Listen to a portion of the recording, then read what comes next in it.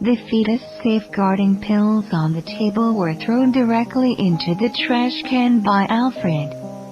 After doing this, he took a sigh of relief. What a whore. You are so good at seducing men. After hearing that, Lauren realized for the first time that she was so cheap. Alfred's tone was so firm as if he were stating a fact. Alfred tightened the towel around his waist, leaning against the wall with his upper body naked and looking at Lauren playfully. Did he suspect that she seduced his brother?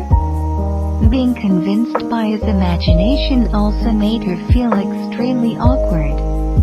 The subsequent ridicule caused the atmosphere in the bedroom to become cold. Lauren couldn't help holding the quilt tightly. She thought naively that the child's arrival would make him change his mind, which now seemed to be a great irony. What if Carrie had his baby? Would it be another story? He must be very happy. At least he would not question who the child's father was. What do you want exactly? Alfred asked disdainfully. Lauren raised his head slightly, not knowing what he meant.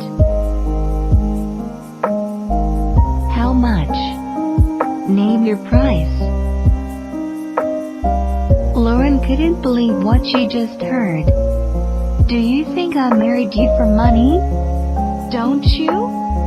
After saying this, Alfred slowly sat on the rocking chair, shaking his straight long legs. He got plenty of money. As long as she named a price, he would immediately write a check and tell her to get lost. He had never been set up by anyone. This woman actually got his marriage through her scheme. His disdainful look caused Lauren's dignity to begin to shatter. Alfred started at her as if he hated her so much. Do you think it's only you who can't get the one you love? Lauren's tears fell quietly. Although she and Alfred were husband and wife, it now appeared that this man never belonged to her. She still remembered the first night of their wedding. Alfred was so drunk that he leaned over and kissed her, but called another woman's name. From then on, the name of Carrie Green was engraved in her heart. She thought that this woman would be far away from Alfred. It didn't take long before she realized that she had become the biggest fool in the world. Alfred and Carrie were more like newlyweds. Lauren's rhetorical question made Alfred's face suddenly darken and his eyes looked furious. Alfred drew close to the delicate and fair face, pinched her chin without mercy, and did not let go even though his knuckles whitened. What did it mean that he was not the only one that couldn't get the one he loves? It seemed that the innocence on Lauren's face was indeed fake. Her disguise almost fooled everyone in his family. Noah Kent's face suddenly appeared in his mind. Alfred gradually looked away, and then released her chin in disgust. He really didn't like the stubborn look in this woman's eyes. She did shameful things, but she was still so arrogant. Lauren thought to herself, you didn't want to recognize your own flesh and blood. Alfred, you are the cruelest father in the world. Lauren fell silent because of disappointment.